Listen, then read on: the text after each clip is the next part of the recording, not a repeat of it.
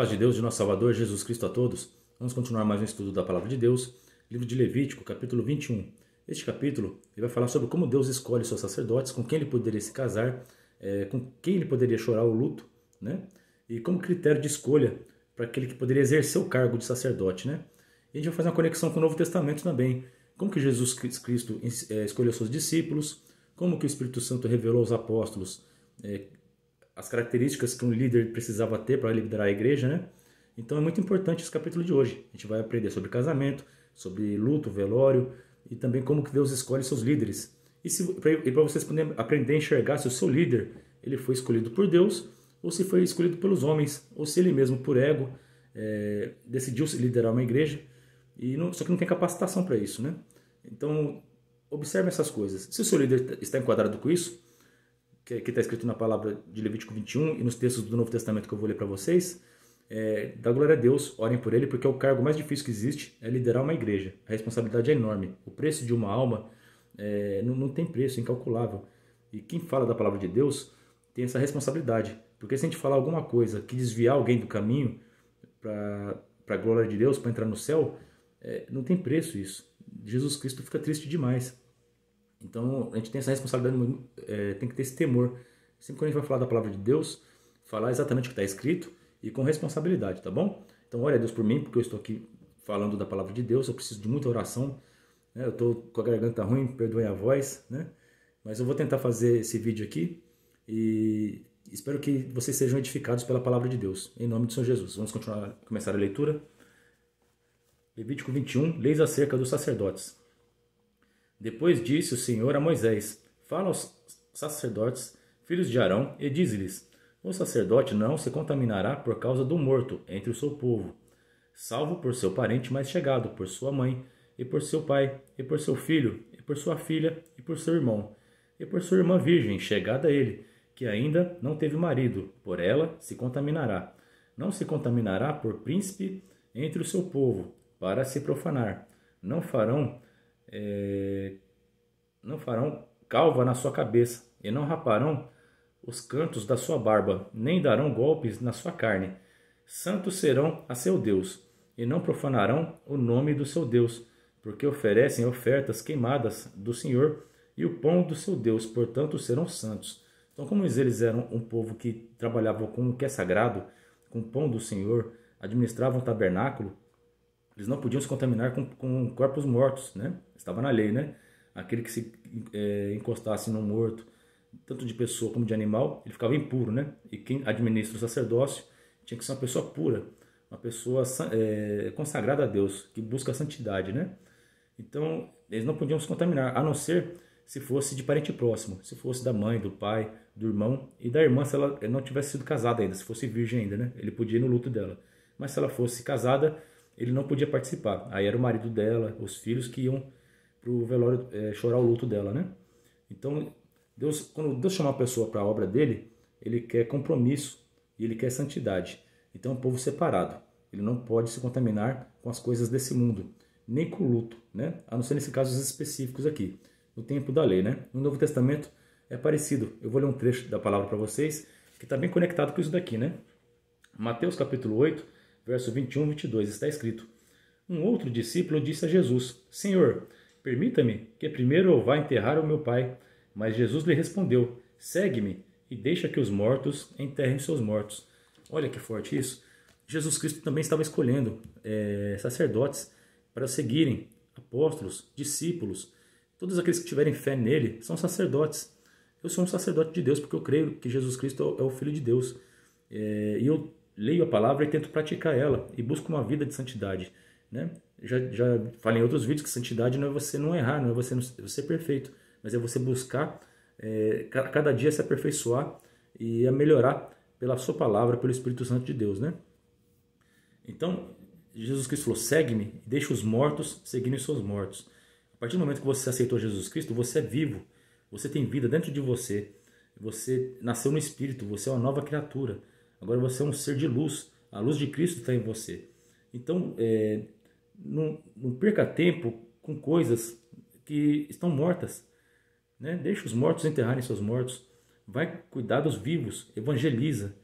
prega para aumentar o número de pessoas vivas. Tem pessoas que andam por aí, que são mortos-vivos. Eles andam, vivem suas vidas normal, só que eles não têm vida neles mesmos. Acabar essa vida aqui da carne, acabou para eles. Mas quem tem fé em Cristo, tem vida eterna. Santo é o nome do Senhor Jesus Cristo. É isso que Jesus Cristo está falando. Deixa os mortos enterrarem seus mortos. Porque aquele que não tem fé em Cristo, ele está morto. Acabar a vida aqui já era. Mas aquele que tem fé, viverá para sempre, em nome do Senhor Jesus. Então, prega o Evangelho, o amor a todas as pessoas, para que esses que estão mortos, eles alcancem a vida. Porque as pessoas só conseguem alcançar a vida através de Cristo Jesus. Então todo mundo entendeu, né? O sacerdote não tinha que se contaminar com os mortos. Nem os discípulos de Cristo deveriam se contaminar com as coisas do mundo. Está tudo conectado, tá bom? A gente que serve a Deus, que quer seguir a Jesus Cristo, nós temos que buscar o sacerdócio, ler a palavra de Deus, ir para a igreja, cantar hinos, ajudar o próximo, caridade. Isso agrada a Deus, tá bom? Agora, as obras dos mortos é só comer, festa, dormir e vida que segue. Parece que a vida é só isso daqui, né? Eles estão mortos. Eles não enxergaram a verdade ainda. Eles não enxergaram que aqui é só uma passagem. Então, anuncie o Evangelho para essas pessoas, para que elas possam alcançar a vida também e desfrutar dessa alegria que nós temos, essa esperança da vida eterna, né? Do verso 7.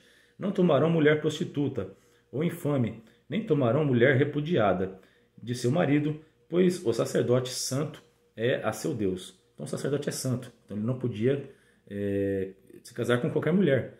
Nós que servimos a Deus também não podemos casar com qualquer mulher, né? Devemos casar com uma mulher que acredita em Cristo, que vive o Evangelho, né? Porque senão você vai ter sérios problemas. Se você não tem uma mulher, que a mulher é a base da casa, se a mulher sabe, edifica o solar. Se você casar com uma mulher que não crê em Deus, ela provavelmente vai te trair, ela não vai cuidar bem dos seus filhos, ela vai ser uma pessoa vaidosa, que só pensa nela mesma. Então não tem como você ser feliz com uma mulher que só pensa nela mesma, né? Então você tem que casar com uma mulher que serve a Deus, tá certo? Aqui, ó, não tomarão mulher prostituta. Prostituta na época é aquela que se dá prostituição. Tanto a que cobrava, né, aquelas que viviam disso, como aquela que é promíscua. Tem mulheres que não cobram o programa, mas são prostitutas. Porque elas têm relação fora do casamento, têm relação com várias pessoas. Ela vive por prazer momentâneo, né? Essas mulheres, perante Deus, são prostitutas. Elas não têm uma fidelidade, né? Agora, aquela que se casa, namora, noiva e casa, essa é uma mulher fiel. Essa é uma mulher que, perante os olhos do Senhor, ela é boa para casar com seus servos. Então, busquem essas mulheres, que não se dão à prostituição, tá bom? Ou infame, aquelas mulheres mal faladas, né? Nossa, essa aí sai com todo mundo, sai com qualquer um. Nossa, aquela lá só é interesseira, se tiver um carro bom, ela sai com você. Então, não se case com essas mulheres. Ela é infame, né? Isso serve para as mulheres também. O homem é galinha, só vive, cada dia tá com uma. Você vai casar com um homem desse? Ele é certeza que ele vai te trair, né? Então, sejam sábias mulheres, sejam sábios homens. Casem com pessoas que dão bom testemunho, tá bom? Não pode tomar mulher repudiada. Jesus Cristo ensinou no Novo Testamento que se der carta de divórcio, a pessoa se separou, ela não pode se casar de novo, senão é adultério. Aqui está confirmando isso, tá bom? Então, a pessoa que já é separada não pode casar novamente, tá bom? Mas todo pecado tem perdão. Você é separado, você cometeu erros no casamento anterior, não deu certo.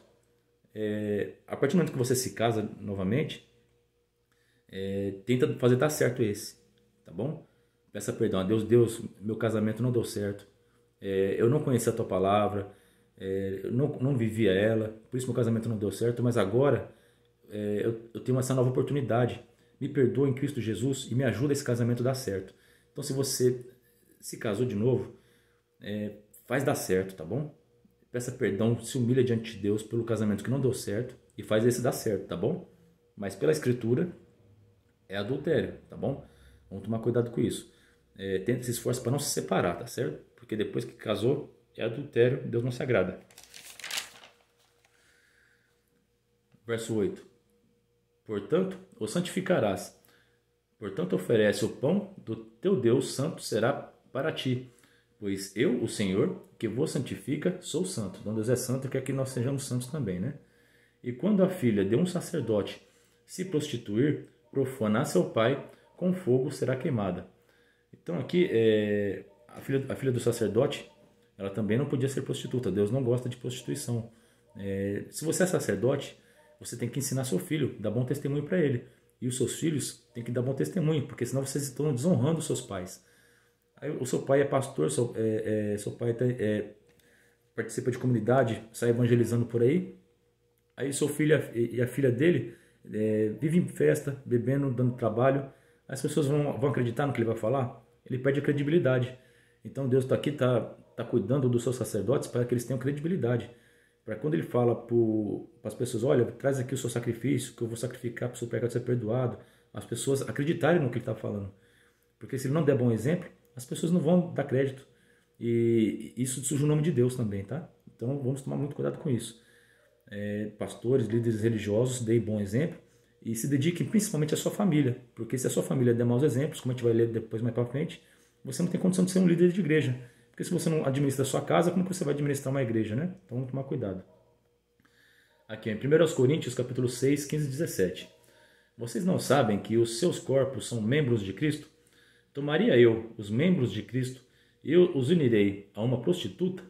Então todo mundo que aceitou Jesus Cristo faz parte do corpo de Cristo. Então você não pode se casar com qualquer pessoa. Nem você é homem, nem você é mulher. Se você é mulher, aceitou Jesus Cristo, você faz parte do corpo de Cristo. Você é santa, é pura. Você é uma pessoa que vive agora para o Espírito, vive para Cristo Jesus, para o Evangelho, para o amor. Você não pode se contaminar com uma pessoa que vive no mundo.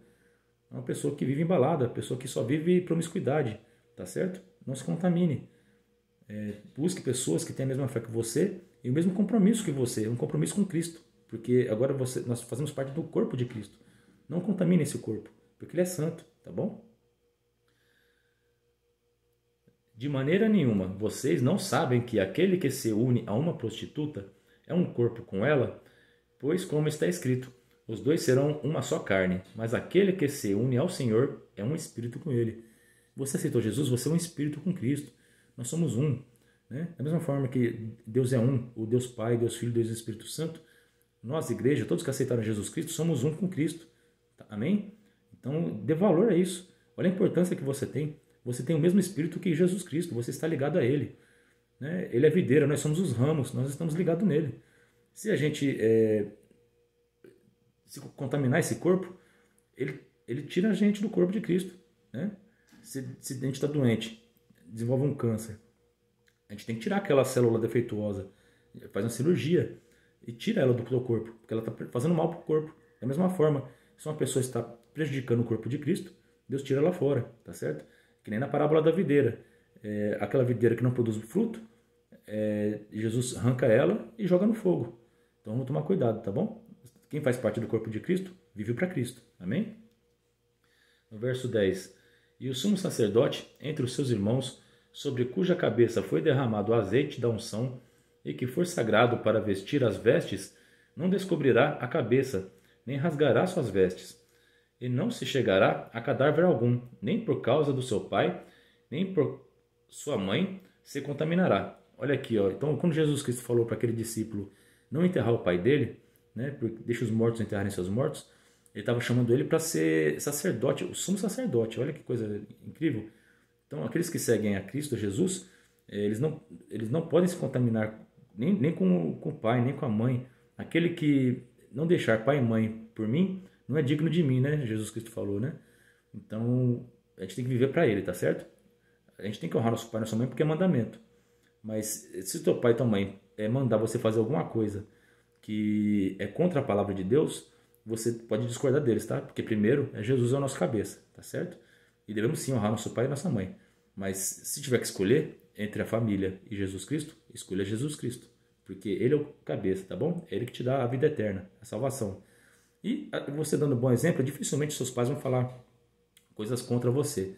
Né? E eles vão, pelo contrário, a tua família vai ser uma benção. Então serve a Jesus Cristo em primeiro lugar. E a tua família vai te acompanhar também, tá? E não se chegará a cadáver algum, nem por causa do seu pai, nem por sua mãe, se contaminará. Nem sairá do santuário, para que não profane o santuário do seu Deus, pois a coroa do azeite da unção do seu Deus está sobre ele. Eu sou o Senhor. Então não saia do santuário do Senhor. Então viva sempre quando tem oportunidade vai para a igreja, mas o santuário do Senhor é toda vez que você ora. Quando o véu foi rasgado, quando Jesus Cristo foi crucificado, nós temos acesso ao santuário de Deus. Nós estamos ligados ao céu. Tudo que a gente liga aqui na terra é ligado no céu, né? Então ore e você vai estar no santuário. Esteja sempre em constante oração para você estar no santuário. O sacerdote não podia sair do santuário, nem pelo luto. Então viva com Deus, viva no santuário do Altíssimo. Orando você alcança o santuário de Deus. Vou pausar um pouquinho aqui para beber uma água que a garganta não está ajudando, tá bom? Prontinho. Verso 13. E ele tomará uma mulher na sua virgindade. Então, os homens devem procurar mulheres puras. Hoje em dia está difícil, né? O mundo está muito contaminado. Mas procure uma mulher que tenha bom nome, que não é mal falada, que se dedica ao trabalho, ao estudo, que seja séria. Mulher também, procure um homem que se dedica ao trabalho, ao estudo, que tem uma vida com Cristo. E você não vai se decepcionar, tá bom? Amém? Aqui em 2 Coríntios, capítulo 11, verso 2. Porque estou zeloso de vós com o zelo de Deus, porque vos tenho preparado para vos apresentar como uma virgem pura e um marido, ao marido, a saber, a Cristo. Então, da mesma forma que nós devemos procurar mulheres puras para nos casarmos, Jesus Cristo também procura uma mulher pura para se casar. Ele procura uma igreja pura para, no dia da sua volta gloriosa, no dia do arrebatamento, que Deus vai mandar Jesus Cristo vir e buscar a sua noiva, que é a sua igreja, aqueles que esperam por Ele e se preparam para Ele, só aqueles que são puros, que guardaram a fé dentro do coração e os mandamentos de Deus e o Evangelho de Cristo, subirão e participarão da festa das bodas do Cordeiro, né? Então é importante essa pureza. Deus dá muito valor à pureza, né? Verso 14. Viúva ou repudiada, ou desonrada, ou prostituta, estas não tomará, mas virgem dos seus povos tomará por mulher. O critério que Deus usou para escolher a mãe do nosso Salvador Jesus Cristo foi esse, a pureza. A Virgem Maria era uma mulher santa, pura, diante de Deus. Ela vivia a lei da época de Moisés, né? Ela obedecia, era obediente à lei, era uma mulher pura. E quando o anjo Gabriel veio saudar ela, ele falou, Ave Maria, cheia de graça. Ela era cheia da graça, o amor de Deus dentro dela. Então essa pureza fez com que Deus a escolhesse. Então sejam puros e Deus vai escolher vocês para coisas grandes, amém? Porque a obra que Deus fez em Maria foi linda. Através do Espírito Santo concebeu o nosso Salvador. E foi através dessa pureza. Então tenham pureza e vocês verão milagres e verão a glória de Deus na vida de vocês. E não profanará a sua semente entre os seus povos, porque eu sou o Senhor que os santifico. Falou mais o Senhor a Moisés, dizendo, falarão, dizendo, ninguém da tua semente, nas suas gerações, em quem houver alguma falta, se chegará a oferecer o pão do seu Deus. Então, naquela época, Deus tinha um critério para escolher as pessoas que iam exercer o cargo de sacerdócio. Eles tinham que ser levitas, né? Eles tinham que ser da casa de Arão, né? Da família de Arão. E também, aqui ele vai colocar características físicas. Então, eles não podiam ter defeito, deficiências físicas, deficiências, qualquer tipo de deficiência, para que eles administrassem o serviço do sacerdócio. No Novo Testamento, Deus também vai colocar características, só que não são físicas, são características espirituais para eles administrarem a igreja, né? Então, é um critério, Deus está sendo criterioso aqui. No Antigo Testamento, de forma física, no Novo Testamento, através de obras do Espírito, né? Aqui no verso 18. Pois nenhum homem em quem houver alguma deformidade se chegará, como o homem cego, ou coxo, ou nariz chato, ou de membros demasiadamente compridos, ou homem que estiver o pé quebrado, ou quebrada a mão. Então, quem tivesse defeito físico não podia administrar o sacerdócio. E na igreja, quem tem pecado não pode administrar o sacerdócio, tem que ter uma vida santa, não pode ter algo que o acuse, tá certo? Verso 20.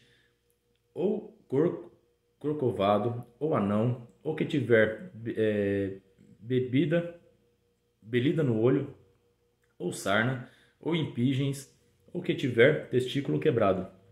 Nenhum homem da semente de Arão, o sacerdote, em quem houver alguma deformidade, se chegará para oferecer as ofertas queimadas do Senhor. Falta nele há. Não se chegará para oferecer o pão do seu Deus. Então aqui eu li Levítico 21, agora eu vou ler o Novo Testamento. Como que Deus escolhe os presbíteros, né? As lideranças da igreja. Qual que é o critério para escolher os líderes, né? 1 Timóteo, capítulo 3, verso 1 e 7. Esta é uma palavra fiel. Se alguém deseja o episcopado, excelente obra deseja. Então, quem quer falar da palavra de Deus, que nem eu estou falando aqui, é um desejo ótimo. Deus se agrada de quem quer falar. Só que para você falar, tem que seguir alguns critérios aqui, tá bom? Convém, pois, que o bispo seja irrepreensível, marido de uma mulher. Olha só, tem muita gente que é judaizante, né, que eu vejo na internet, que fala que você pode ter mais que uma mulher. Não pode, tá bom? Isso foi na época do Antigo Testamento, não tinha lei naquela época ainda. Mas após a lei, e aí Jesus Cristo falou que o homem deixará seu pai e sua mãe e se casará a uma mulher. Uma mulher. Aqui em Timóteo está confirmando também, a gente só pode se casar com uma mulher, tá bom? Não pode ter mais que uma esposa, tá? Então aqui para você ser líder da igreja, você tem que ser casado. Não pode ser solteiro, tá certo? Porque senão vai dar conversa, tá certo? Casado dá conversa, imagina a pessoa solteiro, né? Quando uma irmã vai lá falar com o líder, tirar alguma dúvida da palavra, já vão falar que ele está dando em cima dela, né? Então é difícil ser líder religioso, viu? Não é fácil não. Eu admiro muito quem tem cargo na igreja, tá? Não é fácil, orem por eles, tá? Vigilante, sóbrio, não pode ficar bêbado, né? Tem que ser uma pessoa que não se dá a bebida alcoólica. Honesto, pelo amor de Deus, né? Porque para falar da verdade da palavra de Deus, se a pessoa é mentirosa, como que você vai acreditar numa pessoa dessa, né? Então a pessoa tem que ser honesta. Quando você fala, não, isso aí eu acredito. Essa pessoa aí eu conheço ele não mente. Então ele é uma boa pessoa para ser um líder, tá? Hospitaleiro, apto para ensinar. Tem que estar apto para ensinar. A pessoa liga lá meia-noite, olha, eu tô com uma dúvida aqui, você pode me ajudar? Vida de líder religioso de verdade é essa. Aí você vai lá com paciência, conversa. Eu admiro muito. Eu vejo aqui os irmãos que cuidam aqui da igreja aqui, estão sempre disponíveis. Quando chega a visita, hospeda na casa deles, dão comida. Eu admiro muito. Deus abençoe muito a vida dessas pessoas, porque não é fácil. Não dado ao vinho, não espancador, não cobiçoso, de torpe ganância, que é o que tem muito hoje em dia, né? Só quer saber do dízimo dos fiéis, né? E na hora de ajudar o próximo, não ajuda, né? Mas moderado, não contencioso, não avarento, que governe bem a sua própria casa, tendo seus filhos em sujeição, com toda a modéstia. Igual a gente viu no Levítico ali, né? Se o sacerdote, a filha dele é prostituta, como é que você vai confiar no sacerdote, né? Não pode. Né? Então, os filhos dos líderes têm que estar enquadrados na palavra. Porque se ele não conseguir ensinar bem os filhos, não vai ensinar a igreja, né? Com toda a modéstia, não neófito, para que, ensoberbecendo-se, não caia na condenação do diabo. Convém também que tenha bom testemunho dos que estão de fora, para que não caia em afronta e no laço do diabo, né? Da fofoca. Se ele não dá bom testemunho, se dá motivo para conversa, o povo fala mesmo. O povo, que nem Tiago fala, a língua é um membro que é pior que a espada, né? Então o povo fala mesmo. Então tem que dar um bom testemunho, tem que estar sempre vigilante, orando e dando um bom testemunho para que não dê conversa e não tenha perigo de prejudicar a sua igreja, né?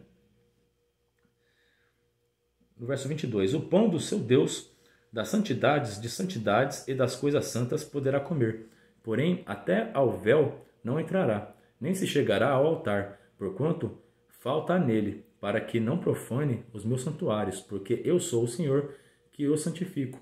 E Moisés falou isso a Arão e a seus filhos e a todos os filhos de Israel. Então Moisés aprendeu com Deus e instruiu o seu povo. Eu aprendi com Cristo, com o Espírito Santo, e estou instruindo vocês. Então Deus está edificando a minha vida e a de vocês também pela sua palavra. Aqui eles não podiam entrar depois do véu, só o sumo sacerdote uma vez ao ano. Mas nós, graças ao sacrifício de Cristo na cruz, temos livre acesso ao santuário de Deus. É só você dobrar o seu joelho no chão e orar, que ele vai estar sempre disposto a ouvir, porque pelo sangue de Jesus Cristo você tem esse direito agora, né? De falar com teu Deus. E você pode chamar ele de Pai, glória a Deus. Naquela época eles chamavam de Senhor, né? Você pode chamar ele de Pai, ele é teu Pai, ele é meu Pai.